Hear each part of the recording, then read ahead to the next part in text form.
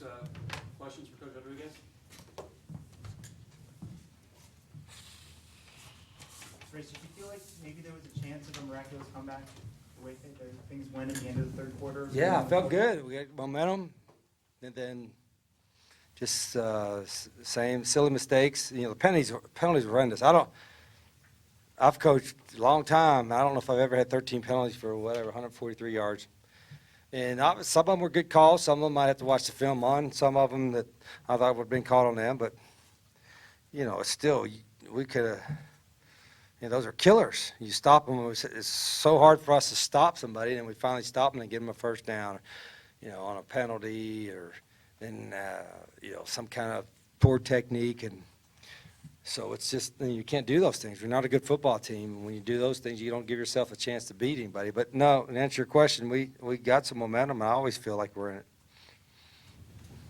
The grounding call against Brandon, did you think that one was a little quick? You know, I didn't even think about grounding. I thought we had two guys there, but I'll have to watch the film. It's not reviewable because it's a judgment deal.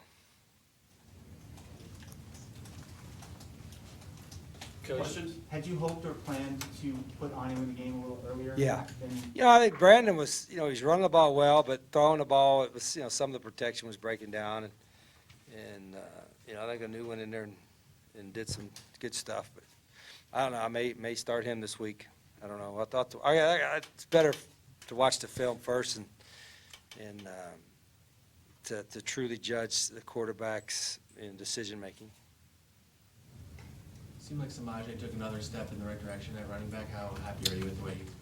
You know, he's really played well. There was a couple times where, you know, he bounced something or didn't quite press a certain play, but for the most part, boy, he's a competitive guy. He's, you know, he's playing really hard, and it's a good thing. You know, he's the one tailback we have with a little bit of burst, and so I thought he played pretty well.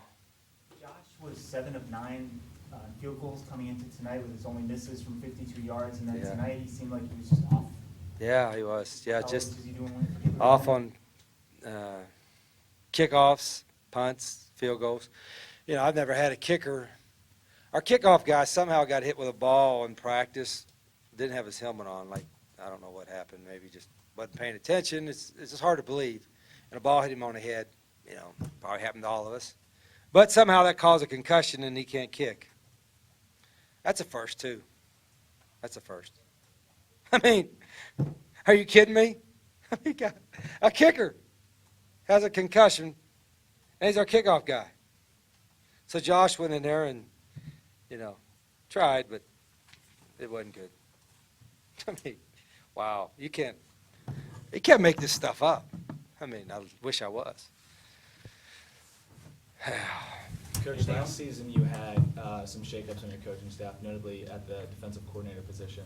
Do you believe you have seen an improvement in the defense since having that change at defensive? Well, that's a fair question. It was more than the changes I made. I think it's, for those who are local, know that it was multifaceted in my decision. It was, obviously, the first thing was dealt with recruiting.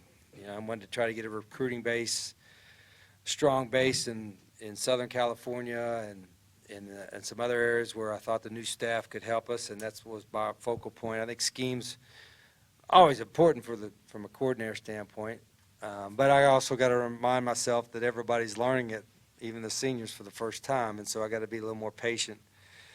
And as you know, season went along, there were some bumps and bruises. Certainly, we're not playing great defense, but they're trying hard, and the coaches are working hard. And we'll be fine there when we get healthy and get the recruits in and all that. I feel confident in our staff.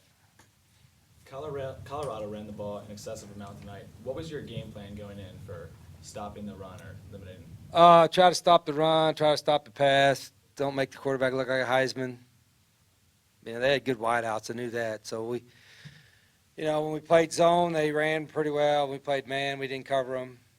You know, they got a couple deep balls. We didn't do a good job disguising anything. We just, in some of their tempo, helped them with that. But it was, we made it too easy at times. But that comes back to us as coaches trying to change things up. But it's hard when you know you you're not gonna get any pressure with 3 or 4 man rush, but when you bring more than that, you're hanging your guys out in man coverage and you're nervous about that. Again, I gotta watch the film, see what the whole breakdown was, but we gave up too many big plays to win. The team's 2-8 now. What are you doing to mentally and physically motivate this team? In other words, what is rallying this team? What are they playing for at this point in the season? Well, you just, if you're a competitor, and they're keeping score, you play every play. That's what you do. I mean, I haven't been through this very much, a couple of times. But if you're a competitor, and they're keeping score, which they do, you want to try to win every play, not just the game. So you got to appeal to their competitiveness. Time for one more question. Did it surprise you to look down at the stat sheet and see that you ran more plays and gained more yards? in Colorado? Yeah. Well, I felt good about moving the ball. We just didn't finish drives, and then defensively, we just gave up some silly stuff on third down, whether it was a penalty or a conversion.